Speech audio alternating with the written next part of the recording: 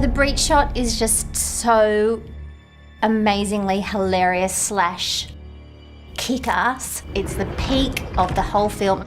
Jason Statham is able to stab the shark in the eye. Then the shark decides to, breach out of the water, but Jason's holding on. Jonas is riding it with his, spear in the eye of the shark and falls back and splashes into the water. And the effects work was incredible. It, CG, photorealistic CG water and spray elements and splash elements integrating practical Jonas plate onto a CG shark and making it feel like it's interacting. And it was a lot of hard work.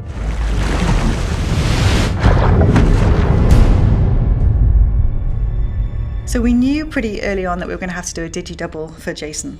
Not only is he seen inside the glider, but there's this epic moment where he stabs the Meg, travels out, breaches the water surface and travels up with the Meg. And he did a lot of his own stunts. We built on set a shark's head to scale, which he stabbed, and he did a lot of his own stuff. But as we came into post and this shot expanded and became a much bigger thing, we knew that we were going to have to use our digi-double, and he was going to have to stand up to quite close scrutiny. We took a lot of photographic reference, full body scale, close-up facial scale. Interestingly, hair is quite a challenge on any digi-double. Jason's shaved head, slight stubble on the chin, and that was pretty tricky to do, actually, to make that look photoreal. We literally sat together and had a photo of the real Jason and our CG double, and we'd be having crazy conversations like, a little bit of stubble here needs to be a little bit different, which was good fun. As a result, I think our digi-double looked really great. Yeah, it's hard to tell where the real Jason and our digi-double mix.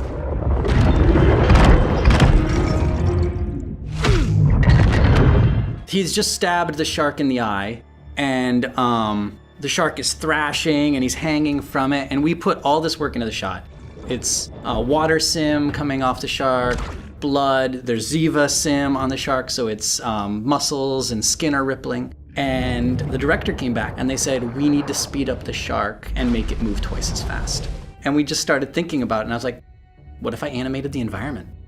What if I grab the environment, and when the shark's moving this way, I animate the environment that way, and when the shark turns, I animate the environment that way. So I did it, I published it. The next morning we had back renders, we showed them, and they were like, yeah, thanks, well done, amazing turnaround.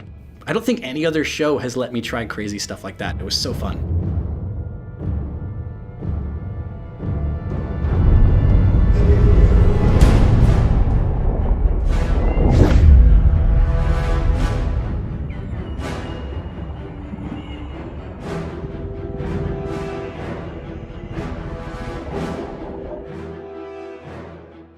The place that we shot the above water plates was a place called Sanya Bay in China, and I found some reference of how deep the water was, what the water levels were like, what the ground was like, what the corals were like. We even shot lens grids underwater so that we could see how the depth of the water would distort. But everything that you see when we're actually under the water with the shark is computer generated.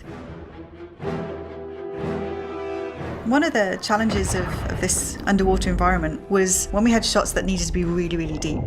And basically we got Jason Statham and we got a big shark on one side, and it's just before they have a big standoff, they're about to attack each other. And our camera needed to be like 300 feet away from the sub and the shark. If you look at real reference for underwater, within 10-15 feet you start to lose density and depth. We realized if we really wanted to shoot that, you'd never see anything that far off. So we had to cheat a little bit. We were able to employ the idea that they were in silhouette. We made out there was more light on one side than the other to sort of, pick out a rim light on the back of the shark. Huge depths of water are not something that you would traditionally see in real photography, but the film needed that kind of depth, that kind of distance. We did a lot of research looking around at various films that were shot underwater, underwater footage from documentaries, trying to figure out what makes the underwater environment feel like you're underwater. And besides for the refraction or bending of the light because you're under a volume of water, we saw that there was particulate in the water that made it look like you're there, or bubbles in the water. We've studied and found that there's thermoclines, basically varying temperature in the water, which creates a slightly different shift in the hues or the bending of the light, so you get these blurs. So our effects artists would go through, modify the image to kind of dirty it up, if you will, kind of give it all that grit and underwater feeling.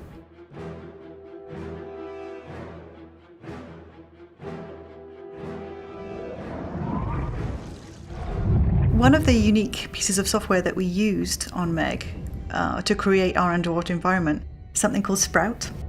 What is Sprout, you might ask? Sprout is an in-house tool that allows us to propagate tons and tons of geometry across an environment. So what you do is you take your key elements for your underwater environment, which in our case was the corals, the rocks, the sand, particulate, and kelp, and you can very quickly cover a whole empty environment interactively, which was my favorite bit. So I could literally sit down with our great artists and say, I want some kelp here, just in front of the camera there. Okay, let's go deep. I want to see a nice silhouette of this type of coral, or, make the coral smaller. And you can scale it interactively. It's just very, very fast, very, very exciting, and very efficient way of working and rendering.